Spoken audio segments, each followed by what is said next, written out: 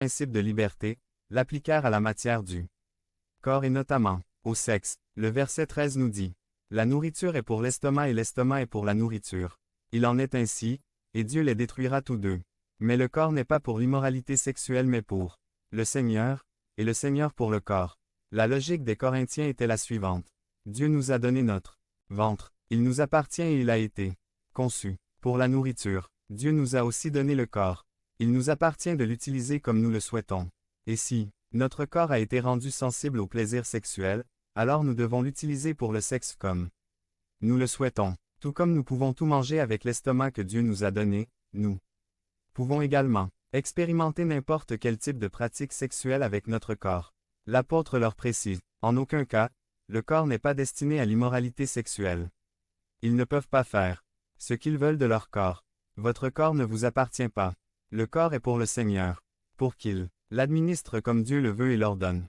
Le seul sexe qu'ils peuvent pratiquer est celui qui glorifie Dieu, et non l'immoralité sexuelle. Les Corinthiens étaient allés jusqu'à fréquenter des prostituées et pensaient qu'ils n'utilisaient pas leur corps à des fins pécheresses. Après tout, pensaient-ils, Dieu détruirait le corps. Ce n'est pas si important. Je peux faire ce que je veux. Paul répond, pas question et nous enseigne contre ce mensonge, selon lequel le corps est à vous et faites-en ce que vous voulez. L'apôtre dit, v. 15 Ne savez-vous pas que vos corps sont membres du Christ lui-même?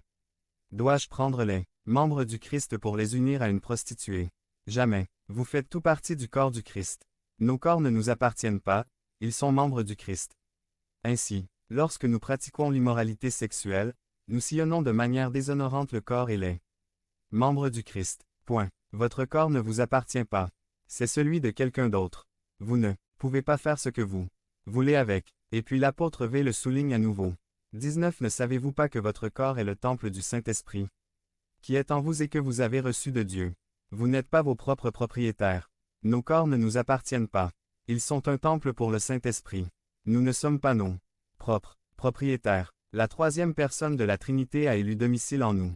C'est votre temple. C'est un sanctuaire, pour la gloire de Dieu. Votre corps est une récitation qui appartient à quelqu'un d'autre.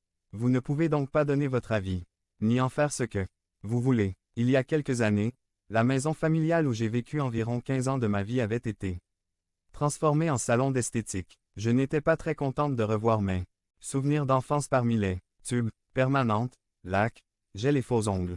Mais même si je n'étais pas d'accord avec l'usage qui était fait de la maison, je ne pouvais pas donner d'opinion, ni me plaindre, ni dire ce qu'il fallait faire. Devenez membre de la chaîne et aidez ZNOUS à propager la parole de Dieu dans le monde entier.